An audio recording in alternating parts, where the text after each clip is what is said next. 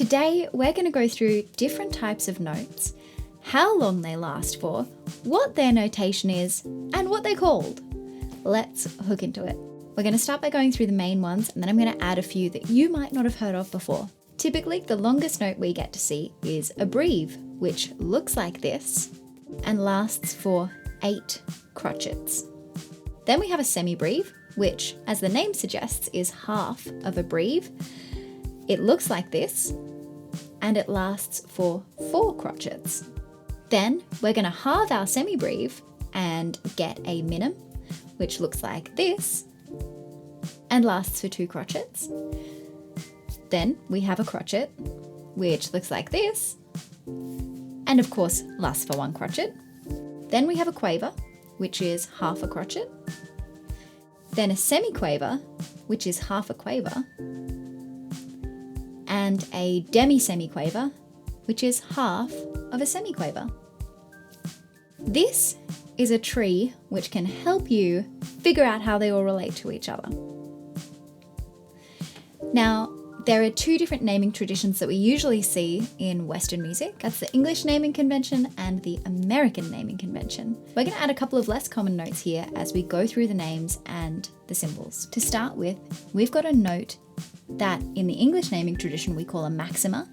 In the American, we call it an octuple whole note, and it looks like this. And this is how many crotchets it lasts for. Then we have a longa, which is half of a maxima.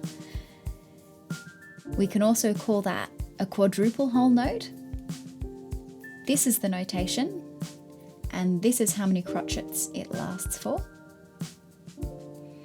Then we've got a breve, which we've already spoken about. That can be called a double whole note. This is the notation again, and how many crotchets it lasts for. A semibreve, which is our whole note. This is the notation, and that's how long it lasts for.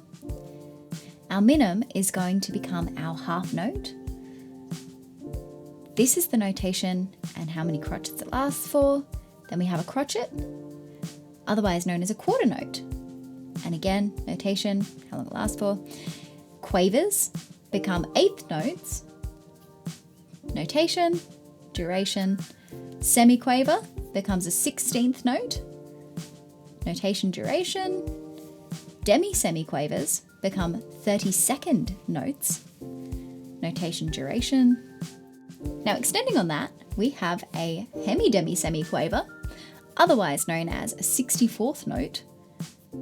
Then there's a semi-hemi-demi-semiquaver, which is a 128th note. Looks like this. We're going to round it out on a demi-semi-hemi-demi-semiquaver, which is a 256th note. Looks like this. That's the duration.